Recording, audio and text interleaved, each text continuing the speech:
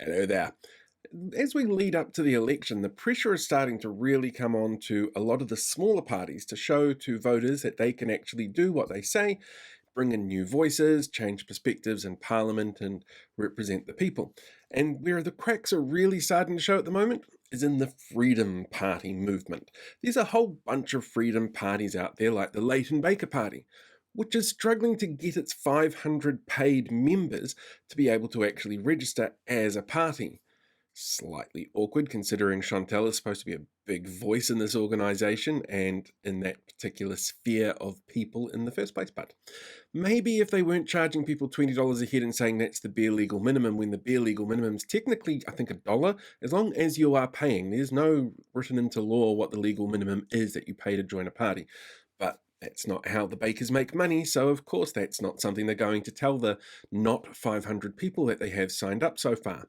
On top of that, you've got the Outdoor and Freedom Party with Freedoms NZ having their little kerfuffle where this week they're in the High Court to try and get their broadcasting allowance back, which, if they'd done their research, they keep telling people they're good at that, but they really aren't, they would know that they weren't eligible for it as a member of the Umbrella Party because that's how the law has worked since 1989.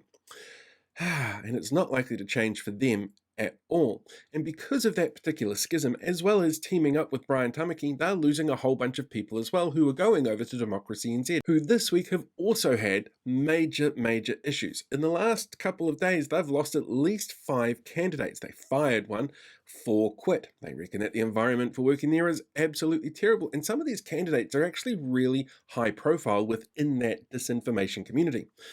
Like the guy, Dr. Shelton, I don't even know if he's still allowed to call himself that, who is the head of New Zealand Doctors SOS, Speaking Out with Science. It should be SWS, Speaking Without Science, because they're nuts, and they're the ones pushing things like ivermectin.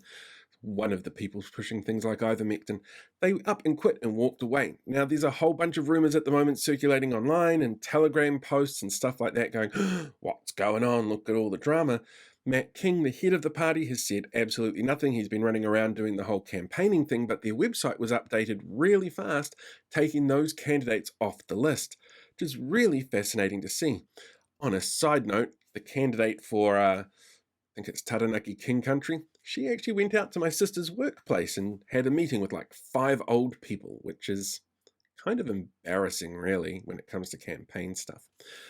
This freedom movement was always talking about unity and putting on a message of hope and working together, and they really can't do that. They just keep proving over and over again that because their core belief structure is about selfish behaviors, they're not there to help other people, and they're never going to work as a unit, as a group of bloc that you could vote for, as a political party, until they're willing to admit the fact that they're the political parties for those selfish assholes who don't want to help others, who make excuses not to help others. And that's never the sort of thing you want to hear from an MP who's going to be representing you in Parliament.